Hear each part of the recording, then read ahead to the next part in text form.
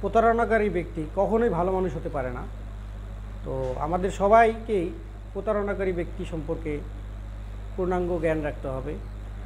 প্রতারণাকারী সুযোগ পেলেই যে কোনো সময় তার সঙ্গীকে ঠকাইতে পারে।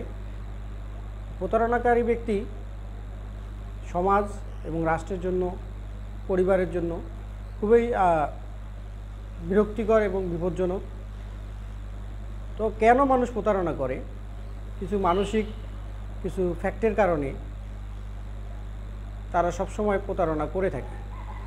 প্রথমত আপনাকে দেখতে হবে আপনি অর্থনৈতিকভাবে আপনার সঙ্গীর প্রতি নির্ভরশীল কিনা।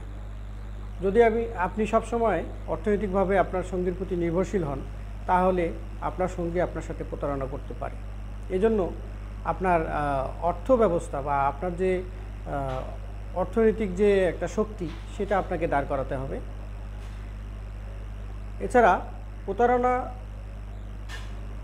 দেখা যায় যে সবসময় করে, আপনি সবসময় তাকে মাফ করে দেন, বা ধরা যায় যে আপনি তার প্রতারণাকে তেমন গুরুত্ব দেন না।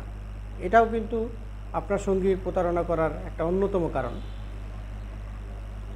এছাড়া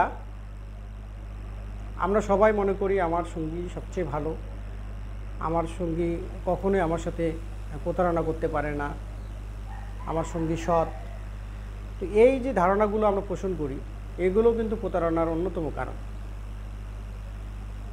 সাধারণত প্রতারণা অনেকেই করে না, তাদের নৈতিকতা, সততা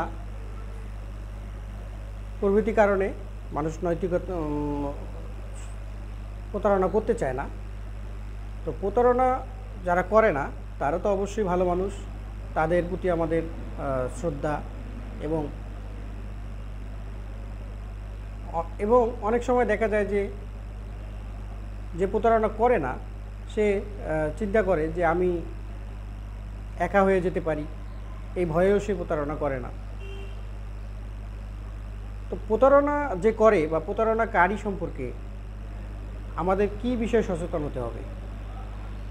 অবশ্যই একজন প্রতারণাকারীকে আমরা সবসময় ক্ষমা করব না। ক্ষমা করলে একবারই করতে হবে, দ্বিতীয়বার ক্ষমা করার কোনো সুযোগ নেই।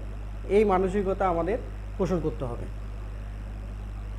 দেন আপনি যদি প্রতারণার শিকার হন, তাহলে আপনাকে মুখোমুখি হতে হবে, আপনাকে কথা বলতে হবে এ বিষয়ে। কিন্তু আপনি যদি চুপ থাকেন বারবার, তাহলে আপনার যে আপনাকে যে ঠকানোর যে মানসিকতা আপনার সঙ্গীর, সেটা সবসময় সে করেই যাবে। এই জন্য প্রথমবারই আপনাকে তার মুখোমুখি কথা বলতে হবে, বিষয়টা নিয়ে আলোচনা করতে হবে, এবং তাকে সেই মতো আপনি হুঁশিয়ারি দিবেন যে একবারই শেষ, দ্বিতীয়বার আর সুযোগ পাওয়া যাবে না।